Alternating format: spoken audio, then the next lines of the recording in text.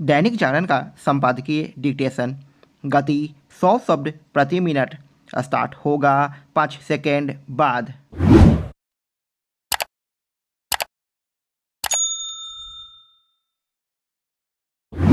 Start.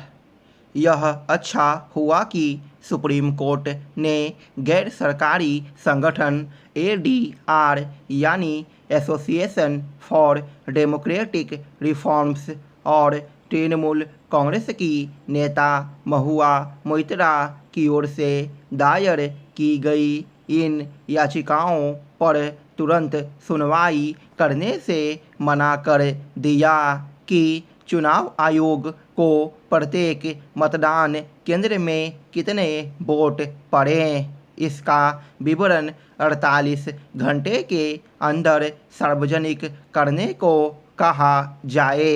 इन याचिकाओं में केवल मतदान प्रतिशत बताने को ही नहीं कहा गया था, बल्कि उसका विवरण देने वाले फॉर्म 17C की स्कैन कॉपी अपलोड करने की मांग की गई थी।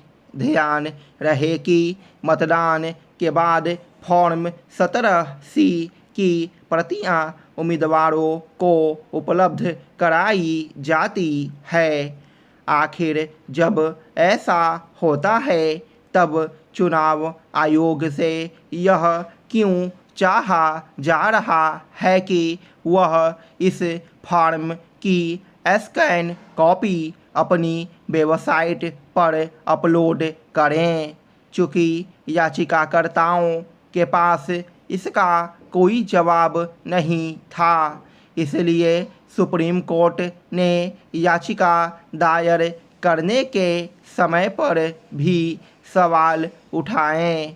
वह इस नतीजे पर पहुंचा कि जब चुनाव प्रक्रिया जारी है तब चुनाव आयोग का बोझ बढ़ाने वाली किसी मांग पर फिलहाल विचार करना ठीक नहीं। उसने यह भी पाया कि इस मामले को लेकर एक याचिका पहले ही दायर की जा चुकी है। इसके बावजूद नई याचिकाएं दायर कर अंतरिम राहत प्रदान करने की मांग की गई। इसी कारण चुनाव आयोग के वकील की यह दलील थी कि केवल आधारहीन आशंकाओं के चलते नई याचिकाएं दायर की गई और उनका उद्देश्य चुनाव आयोग को बदनाम करना है। इस दलील में दम नज़र आता है। पिछले कुछ दिनों से कई राजनीतिक दल यह माहौल बनाने में लगे हुए हैं कि मतदान के दिन जारी किए जाने वाले वोट प्रतिशत के अंतरिम आंकड़ों और कुछ दिन बाद जारी होने वाले अंतिम आंकड़ों में अंतर के पीछे किसी तरह की धांधली हो सकती है। यह बेतुकी आशंका ही है क्योंकि मतदान के अंतरिम और अंतिम आंकड़ों में अंतर होना कोई नई अनोखी बात नहीं। चुनाव आयोग ने पिछले चुनावों का विवरण जारी करके यह बताया भी है कि पहले भी मतदान के अंतिम आंकड़ों को जारी करने में कुछ दिन का समय लगता रहा है।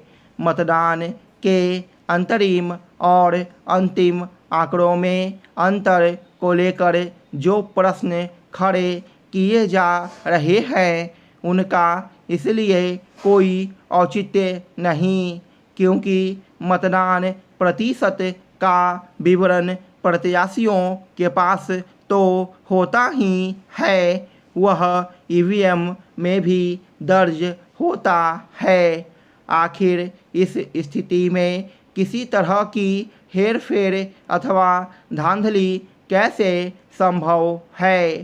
सुप्रीम कोर्ट की टिप्पणियों से यह स्पष्ट है कि उसने यह समझा कि इन याचिकाओं का उद्देश्य अनावश्यक संदेह पैदा कर चुनाव आयोग को विवादों में घेरना और नए विवाद खड़े करना है।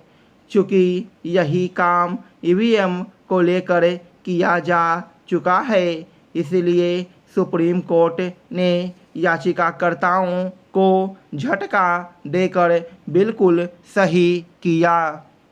लोकसभा चुनाव अब अपने अंतिम पड़ाव पर है। चुनाव में मतदाता अपनी वैचारिक अभिरुचि के अनुसार प्रत्याशियों को वोट देते हैं। ऐसे में कहना मुश्किल है कि चुनाव प्रचार से कितने लोग अपना मन बदलते हैं, लेकिन मतदाताओं का एक छोटा समूह अनिर्णय की स्थिति में होता है, जो चुनाव प्रचार से प्रभावित होता है और चुनाव परिणामों पर कुछ हद तक असर भी डालता है। राजनीतिक शब्दावली में मतदाताओं के इस वर्ग को फ्लोटिंग वोटर्स कहा जाता है। जहां तक इस चुनाव प्रचार की कुछ विशेष प्रवृत्तियां पर गौर किया जाए तो यह चुनाव अभियान मोदी केंद्रित रहा।